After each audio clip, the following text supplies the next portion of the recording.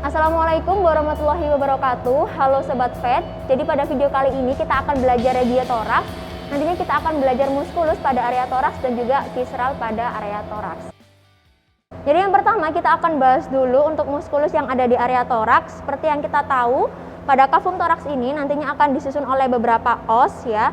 Pada bagian dorsalnya di sini kita bisa melihat adanya os vertebrae thoracalis pada bagian dorsal. Sedangkan pada bagian lateral, yaitu pada sisi sinister dan dexter, nantinya akan disusun oleh os costae.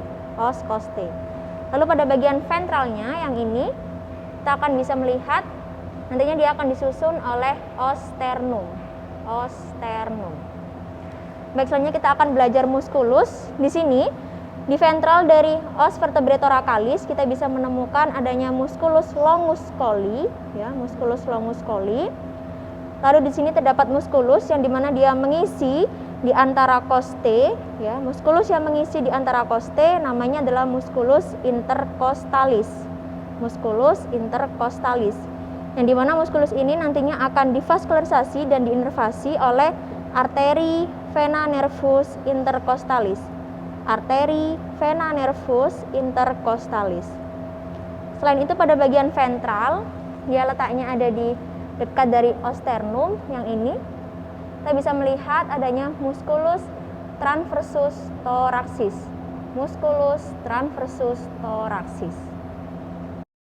Baik, selanjutnya kita akan belajar yaitu organ viscera. Nantinya organ viscera yang akan kita pelajari yaitu ada organ pulmo dan juga organ cor atau jantung. Selain pulmo dan cor, kita akan membahas di sini ada organ trakea. Ini adalah organ trakea dan ini adalah organ esofagus. Ya. Yang pertama di sini untuk organ trakea sendiri, dia bentuknya seperti selang AC ya, teman-teman. Bentuknya seperti selang AC. Kenapa? Karena organ trakea dia disusun oleh cincin tulang rawan ini. Cincin tulang rawan pada trakea. Jadi bentuknya seperti selang AC. Sedangkan untuk esofagus sendiri, dia strukturnya seperti muskulus ya, teman-teman. Strukturnya seperti muskulus untuk esofagus. Nah, perbedaannya pada trakea sendiri, dia nanti akan berjalan beriringan dengan esofagus, mulai dari serviks ya, daerah leher. Untuk trakea nantinya dia akan masuk ke area kafum toraks saja. Dia akan masuk hingga ke kafum toraks saja. Tapi pada esofagus nantinya dia akan berjalan mulai dari leher hingga menembus ke kafum abdomen. Jadi esofagus dia akan berjalan hingga ke kafum abdomen, yaitu menembus diafragma. Jadi itu adalah perbedaan antara trakea dan esofagus. Kalau trakea hingga ke kafum toraks saja, tapi kalau esofagus dia hingga ke kafum abdomen. Untuk perjalanan dari trakea sendiri, esofagus ya, yaitu pada bagian kranialnya dia berada di sisi sinister ya, sedangkan pada bagian kaudalnya nantinya dia akan berubah ya ke arah dexter. Dia akan berubah perjalanannya ke arah dexter. Jadi dari sinister menuju ke dexter. Itu untuk esofagus ya. Nah, untuk trakea sendiri di bagian kranialnya dia akan melakukan percabangan yang pertama ini dari trakea. Namanya adalah bronchus trachealis ya. Bronchus trachealis dia akan masuk ke lobus kranial dari pulmo dexter. Selanjutnya di bagian pertengahan dari pulmo, untuk trakea sendiri dia akan membentuk sebuah percabangan ya, ini namanya adalah bifurcatio trachealis ya. Selanjutnya di sini trakea akan melakukan percabangan yang besar, ini namanya adalah bronchus ya, Selanjutnya untuk percabangan yang lebih kecil lagi, yang ini dia percabangannya lebih kecil lagi, yang ini namanya adalah bronchiolus ya. Bronchus yang kecil adalah bronchiolus. Seperti itu. Baik, sekarang kita akan masuk ke organ pulmo ya, teman-teman.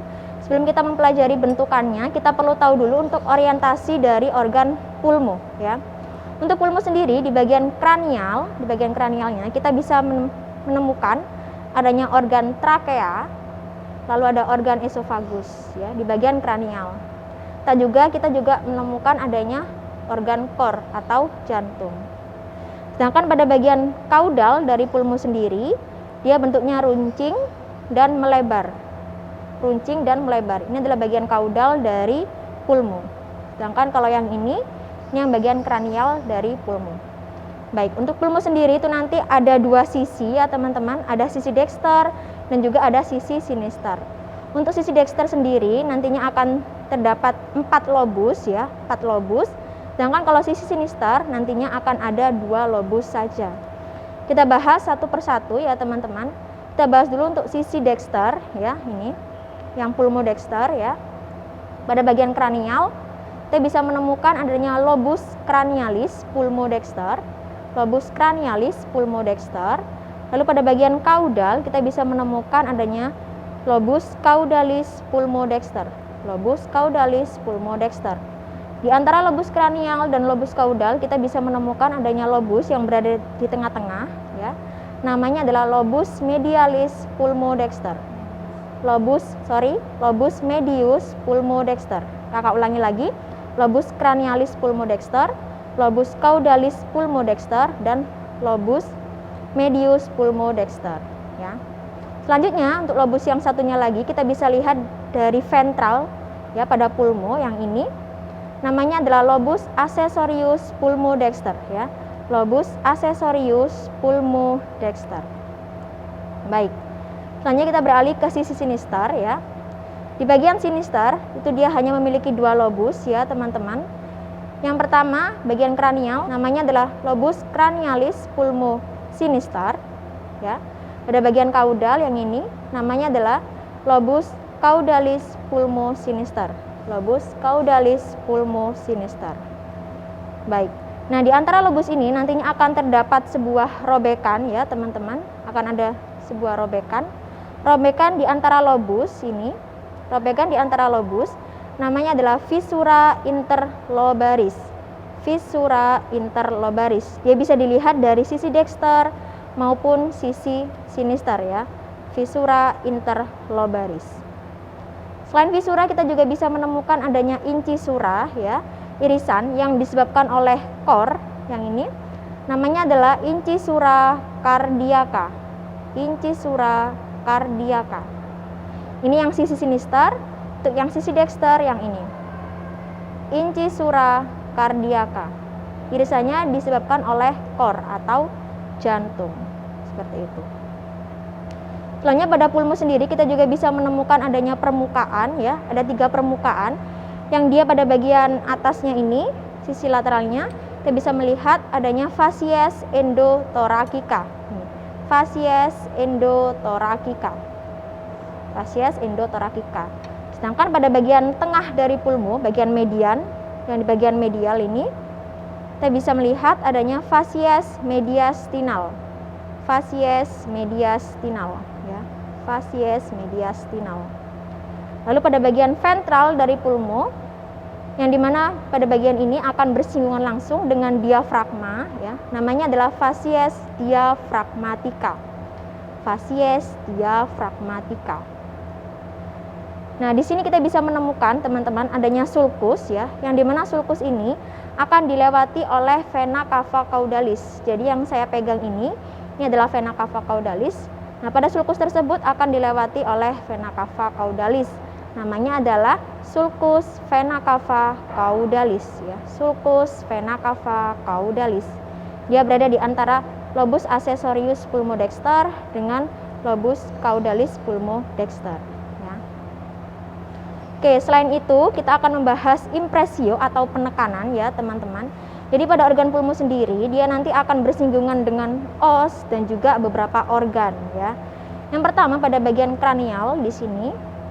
Ini terdapat organ kor atau jantung.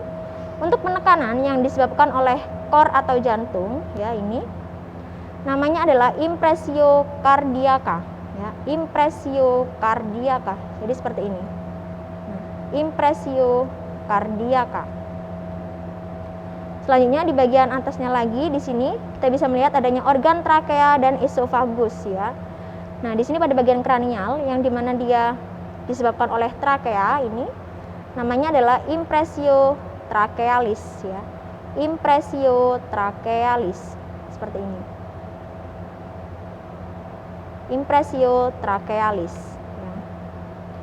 Selanjutnya di sini kita bisa melihat adanya impressio yang disebabkan oleh esofagus, yang ini ya. Yang ini namanya adalah impressio esophagus. Impressio esophagus ya. Ini dia berada di lobus cranial pulmosinister ya, teman-teman. Lobus cranial pulmosinister. Sempat saya singgung bahwa esophagus ini di bagian cranial, dia berada di sisi sinister, tapi pada bagian kaudalnya dia akan berpindah ya. Dia akan berubah ke sisi dexter ya, teman-teman. Sehingga di sini pada impressio esophagus juga bisa kita temukan di bagian lobus caudal pulmodexter ya. Lobus caudal pulmodexter. Untuk impressio esophagus dia tepat di facies mediastinal ya, teman-teman. Oke, selain itu di sini kita juga bisa menemukan adanya aorta, teman-teman ya. Pembuluh darah terbesar aorta. Nah, di sini untuk aorta dia akan melakukan impressio juga, teman-teman ya. Di sini namanya adalah impressio aorticus ya. Impressio aorticus seperti ini. Impressio aorticus. Di dorsal dari aorta yang ini, di dorsalnya kita bisa melihat adanya vena azygos ya, ini. Vena azygos. Maka di bagian dorsal, di bagian sini kita bisa menemukan adanya impressio vena azygos ya. Impressio vena azygos seperti ini. Nah, dia berada di dorsal dari impressio aorticus ya. Impressio vena azygos. Baik, selanjutnya di bagian facies endotorakika di sini kita bisa menemukan adanya impressio costalis ya, teman-teman. Yang dimana impressio ini disebabkan oleh oskoste. Impressio costalis disebabkan oleh oskoste. Yang terlihat itu pada pulmo yang ini ya, teman-teman. Ini bisa kalian lihat. Ini adalah impressio costalis. Impressio costalis. Baik, selanjutnya kita akan masuk ke organ core atau jantung. Jadi ini adalah core ya, teman-teman, atau jantung. Untuk core sendiri nantinya dia terdapat pembungkus ya, pembungkus dari core yang ini. Yang ini namanya adalah perikardium ya, perikardium, pembungkus dari organ core atau jantung. Di ujungnya yang ini kita bisa menemukan adanya suatu ligamentum ya, yang dimana ligamentum ini akan menghubungkan perikardium dengan sternum ya. Perikardium dan sternum. Namanya adalah ligamentum sternopericardiaca. Ligamentum sternopericardiaca. Baik, kita akan membuka untuk perikardiumnya. Apabila perikardium sudah dibuka akan tampak seperti ini untuk organ core atau jantung ya. Sebelum kita membahas bentukannya, kita perlu tahu dulu untuk orientasinya ya, teman-teman. Pada bagian dorsal yang dia datar ini bisa kita sebut sebagai basis ya. Basis, sedangkan pada bagian ventralnya yang dia runcing namanya adalah apex. Apex, basis, apex. Lalu kita juga perlu tahu bagian sinister dan dexter dari organ core. Nah, di sini kita perlu tahu dulu untuk arah condong dari apexnya ya. Pada preparat ini bisa dilihat apexnya ini dia lebih condong ke arah sini ya, teman-teman. Sehingga bisa dikatakan sebelah sini adalah sebelah sinister ya, dan yang ini adalah sebelah dexter. Sinister, dexter ya, teman-teman. Baik, nah seperti yang kita tahu bahwa core sendiri dia memiliki beberapa ruang. Di tiap sisinya nanti akan ada satu atrium ya, ini satu atrium dan satu ventricle ya, satu atrium dan satu ventricle. Kalau yang sisi dexter berarti ini adalah atrium dexter, dan yang ini adalah ventricle dexter ya, ventricle dexter. Sedangkan ini adalah sebelah sinister ya, teman-teman. Maka yang ini namanya adalah atrium sinister ya, atrium sinister. Dan yang ini adalah ventricle sinister. Ventricle sinister. Nah, di antara ventricle ini kita bisa menemukan adanya suatu penyekat ya. Penyekat di antara ventricle ini namanya adalah septum interventricularis ya. Septum interventricularis, penyekat di antara ventricle. Septum interventricularis ya. Oke. Nah, selanjutnya di sini untuk ventricle tiap ventrikel nantinya akan memiliki beberapa katup ya teman-teman. Pada ventrikel dexter nantinya akan ada 3 katup, sedangkan ventrikel sinister nantinya akan hanya ada 2 katup saja. Kita bahas satu persatu ya teman-teman. Pada ventrikel dexter di sini kita bisa menemukan adanya 3 katup, namanya adalah valvula tricuspidalis ya. Tri berarti 3. Terdapat 3 katup ya. 1 2 3. 1 2 3 ya. Valvula tricuspidalis ya. Valvula tricuspidalis. Nantinya valvula ini akan dihubungkan dengan suatu muskulus ya, ini. Yang ini dan yang ini ya. Begitu pula dengan yang ini. Namanya adalah musculus papillaris ya. Musculus papillaris ya. Musculus papillaris. Nah, di sini nanti kita bisa melihat adanya serat-serat putih ini ya, teman-teman. Serat-serat putih namanya adalah chorda tendinae ya. Serat-serat putih namanya adalah chorda tendinae. Yang dimana chorda tendinae ini dia akan menghubungkan antara musculus papillaris ya dengan valvulanya. Begitu. Valvula tricuspidalis. Pada dinding ventrikel kita juga bisa menemukan adanya bentukan dinding yang tidak rata ini ya, dinding yang tidak rata. Namanya adalah trabecula carnae ya. Trabecula carnae. Baik, kita lanjut ke ventrikel sinister ya, teman-teman. Tadi sempat saya singgung, di sini akan ada 2 katup ya. Namanya adalah valvula bicuspidalis. B itu artinya 2, berarti dia memiliki 2 katup. Valvula bicuspidalis. Ini ya teman-teman. 1 2. 1 2. Valvula bicuspidalis. Nanti sama konsepnya. Di sini kita bisa menemukan adanya musculus papillaris. Yang ini 1 2. Ya, musculus papillaris. Yang nantinya kita juga bisa menemukan adanya serat-serat putih ini. Serat-serat putih ini namanya adalah chorda tendinae, yang dimana dia menghubungkan antara musculus papillaris dengan valvulanya. Seperti itu. Di sini juga sama, kita bisa menemukan dinding ventrikel yang tidak rata, itu pula dengan yang ini. Namanya adalah trabecula carnae ya. Trabecula carnae. Selanjutnya di sini kita akan beralih ke atrium ya, teman-teman. Ada 2, ada atrium dexter dan juga atrium sinister. Pada atrium ini nanti terdapat pelebaran pada atrium, yang dimana dia bentuknya seperti bunga-bunga ini di sampingnya. Namanya adalah auricula ya, auricula. Yang dimana auricula ini dia berfungsi untuk membantu atrium dalam menampung darah ya, teman-teman. Auricula. Nah, yang coklat-coklat ini kita juga bisa melihat di sini ada musculus dari atrium ya, yang coklat-coklat ini.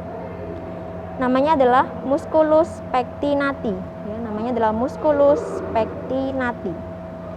Seperti itu. Nah, di sini perlu kan teman-teman ketahui ya, perbedaan dari ventricle dexter dan ventricle sinister. Untuk dindingnya itu dia lebih tebal di ventricle sinister ya, teman-teman. Dia lebih tebal di ventricle sinister. Kenapa? Karena ventricle sinister nanti fungsinya dia akan memompa darah ke seluruh tubuh, sehingga dia membutuhkan tenaga yang lebih besar ya, sehingga dia muskulusnya lebih besar. Sedangkan kalau pada ventricle dexter ya, dia nanti terdapat ciri khas pada ventricle dexter yang ini, namanya adalah musculus transversus cordis ya. Musculus transversus cordis.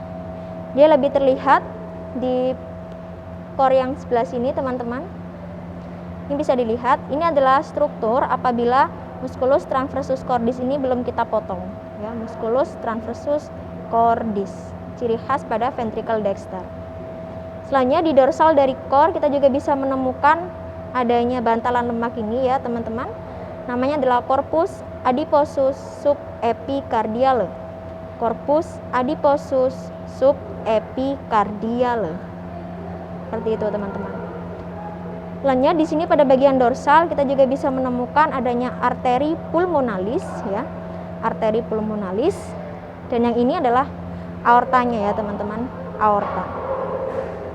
Lalu pada bagian sini kita juga bisa menemukan adanya suatu ligamentum ya, teman-teman.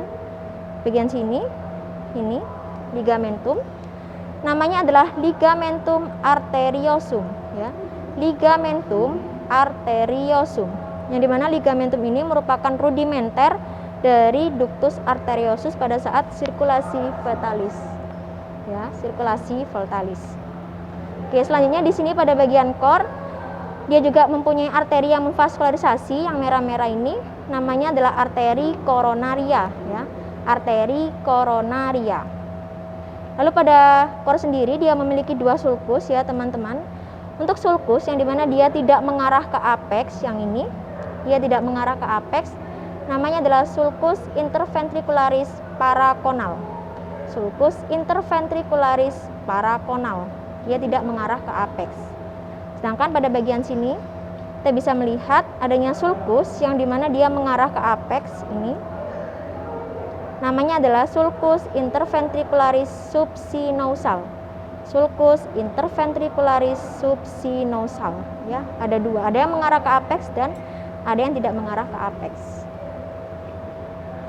Baik, selanjutnya kita akan lanjut ke arteri ya teman-teman, ke vaskularisasi. Di sini kita bisa menemukan adanya pembuluh darah yang terbesar, namanya adalah aorta ya, aorta. Aorta ini nantinya akan ada dua ya teman-teman. Ada aorta ascendens yang dimana dia mengarah ke kranial, dan juga ada aorta descendens yang dimana dia akan mengarah ke kaudal ya teman-teman, aorta descendens. Nah, untuk aorta descendens nanti dia akan terbagi menjadi dua. Kalau dia masuk ke cavum thorax namanya adalah aorta thoracalis, ya, aorta thoracalis. Sedangkan kalau dia yang masuk ke cavum abdomen namanya adalah aorta abdominalis ya, aorta abdominalis. Karena ini dia berada di cavum thorax, maka ini adalah aorta thoracalis ya teman-teman. Nah, selanjutnya kita akan masuk ke aorta ascendens ya teman-teman. Nah, untuk aorta ini apabila dia sudah melewati dari ligamentum arteriosum ini, dia akan berubah ya, namanya menjadi truncus brachiocephalicus. Ini ya, truncus brachiocephalicus. Nantinya truncus brachiocephalicus akan mencabangkan beberapa cabang ya. Yang pertama yang di sisi sinister, yang ini adalah arteri subclavia sinister ya, arteri subclavia sinister. Sedangkan kalau dia yang berada di sisi dexter namanya adalah arteri subclavia dexter. Arteri subclavia dexter. Nantinya di sini untuk arteri subclavia baik sinister maupun dexter akan melakukan percabangan lagi teman-teman. Bisa dilihat di sini ada arteri yang dia menjulang ke atas dan berdiri sendiri. Ini namanya adalah truncus costocervicalis ya, truncus costocervicalis ya. Selanjutnya dia akan mencabangkan beberapa lagi. Yang ini adalah arteri thoracica interna ya, arteri thoracica interna. Dan yang dia berada di tengah yang besar ini adalah arteri axillaris ya, arteri axillaris. Dan yang terakhir yang ini adalah arteri cervicalis superficialis, arteri cervicalis superficialis. Itu untuk yang arteri subclavia sinister. Kita akan lanjut ke arteri subclavia dexter. Nah, untuk dia yang berdiri sendiri yang ke atas ini adalah truncus costocervicalis ya, truncus costocervicalis. Lalu di sini yang ini adalah arteri thoracica interna ya, arteri thoracica interna. Dan yang paling tengah yang besar ini adalah arteri axillaris ya, arteri axillaris. Dan yang terakhir ini adalah arteri cervicalis superficialis ya, arteri cervicalis superficialis. Selanjutnya di sini kita juga bisa menemukan adanya truncus ya. Namanya adalah truncus bicaroticus. Truncus bicaroticus. Untuk truncus ini dia akan melakukan percabangan juga, ada yang ke dexter dan juga ada yang ke sinister. Untuk yang dexter namanya adalah arteri carotis communis dexter. Arteri carotis communis dexter. Untuk yang sinister namanya adalah arteri carotis communis sinister. Arteri carotis communis sinister. Baik, terima kasih teman-teman semuanya. Semoga materi yang kita pelajari pada hari ini bisa bermanfaat untuk kalian semua dan sukses. Terima kasih. Wassalamualaikum warahmatullahi wabarakatuh.